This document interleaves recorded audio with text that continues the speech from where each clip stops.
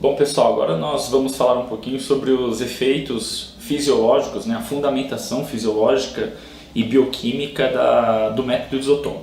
Bom pessoal, o Isotom ele é um método que primeiramente ele é direcionado em diminuir o pH das células musculares.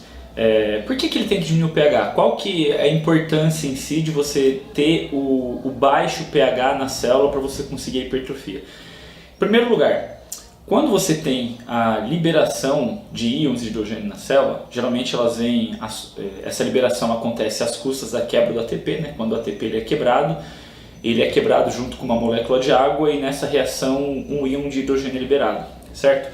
Quando o íon de hidrogênio fica presente na célula, ele pode, vamos dizer assim, gerar a sensação de fadiga e atrapalhar os processos metabólicos de várias formas. Então uma das formas é que o íon de hidrogênio ele se liga à proteína troponina.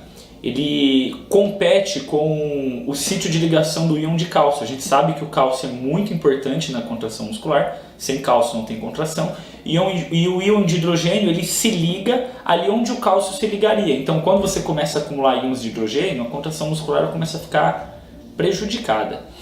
Um segundo ponto muito interessante, né, relacionado ali à questão dos íons de hidrogênio, é que quando o pH muscular está muito baixo, né, quando você já tem bastante íons de hidrogênio ali no citosol, né, você tem a ativação de uma organela chamada lisossomo, né, que é responsável pela autofagia da célula, ou seja, ela é o aparelho digestivo da célula, ela libera enzimas que quebram as proteínas em aminoácidos, né, então ela promove meio que uma renovação, uma limpeza dentro da célula.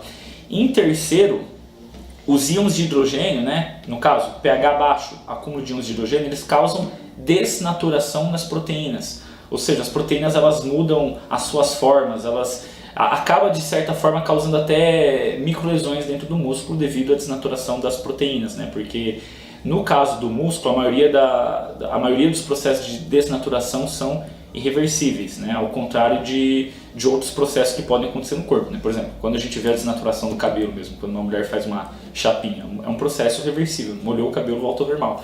Já no músculo esse processo ele é irreversível, a gente sabe que as proteínas são sensíveis tanto ao calor, no caso temperatura, quanto ao pH. Então o pH baixou, acontece a desnaturação de proteína.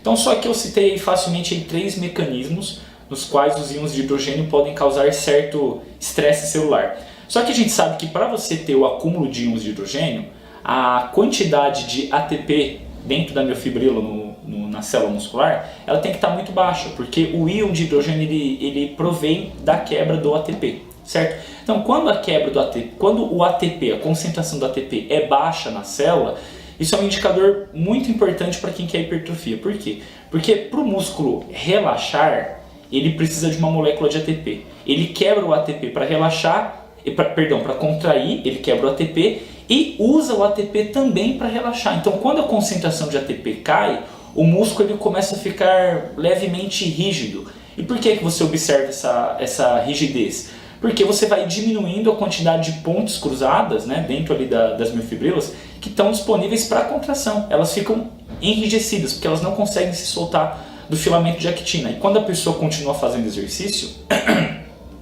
durante a fase excêntrica principalmente do exercício, quando a ponte cruzada ela não consegue mais, digamos assim, relaxar, porque a quantidade total de ATP diminuiu, essas pontes elas começam a se quebrar,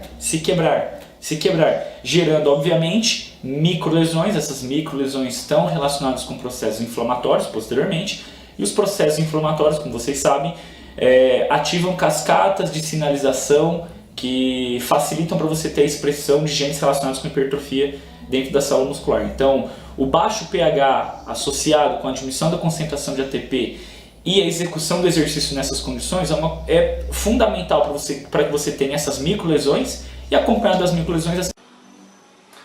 Bom pessoal, então retomando, as microlesões que são causadas tanto pela diminuição do pH na célula quanto pela diminuição da concentração de ATP ativam as cascatas de sinalização que são responsáveis pela hipertrofia, no caso ali para você ter a expressão dos genes relacionados com as proteínas contráteis, né? Então a célula acaba aumentando a quantidade total de miofibrilas e com isso ela ganha área transversal, ou seja, hipertrofia. Agora pessoal, o que é importante a gente entender? que todo esse processo de liberação de íons de hidrogênio, microlesões, a gente tem que causar isso na fibra lenta.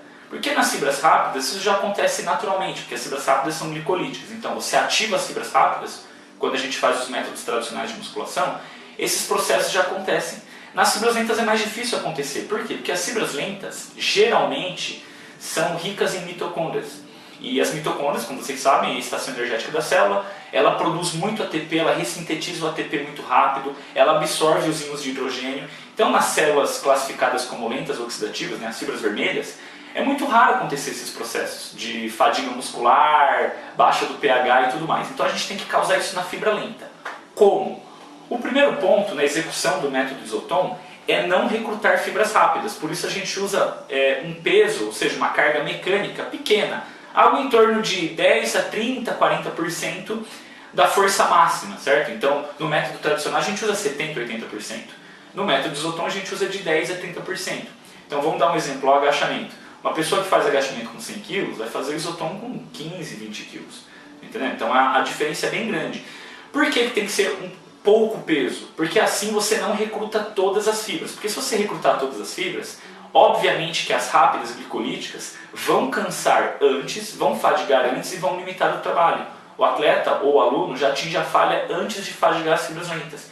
Então a gente vai trabalhar com uma carga pequena, uma carga mecânica pequena, para ativar somente as fibras lentas. No entanto, como eu já havia dito, fibras lentas são ricas em mitocôndrias e mitocôndrias aceleram os processos metabólicos.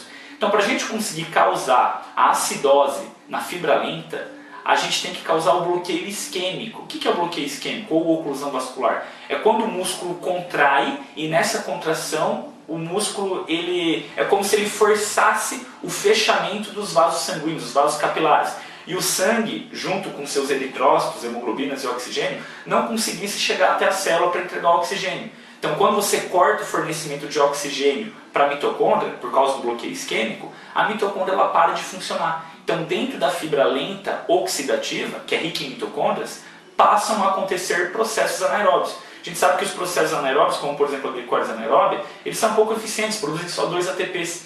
Então, você não consegue ressintetizar o ATP na mesma velocidade com que você quebra e não fibrila, e com isso, os íons de hidrogênio vão se acumulando no meio, e aí vai acontecendo todo aquele processo que eu já havia dito. Então, o que é importante a gente entender? Método Isoton tem que observar diminuição do pH, ou seja, o aluno tem que sentir uma sensação de queimação nos músculos, aquela ardência da fadiga muscular, certo? Porque essa diminuição de pH vai estimular tanto a atividade dos lisossomos, vai estimular a desnaturação das proteínas, vai diminuir a quantidade de pontos cruzadas, e junto dessa diminuição do pH a gente sabe também que vai ter a diminuição da concentração de ATP, que também diminui a quantidade total de pontos cruzados porque atrapalha no relaxamento muscular, o que é muito bom para que você possa causar o estresse mecânico, certo? Durante a fase excêntrica do exercício, porque menos pontos cruzados ativas, pontos cruzados que não podem se relaxar, quando você faz a fase excêntrica elas vão se rompendo e vão gerando pequenos microtraumas, e esses microtraumas vão gerar processos inflamatórios que estão relacionados com a expressão de genes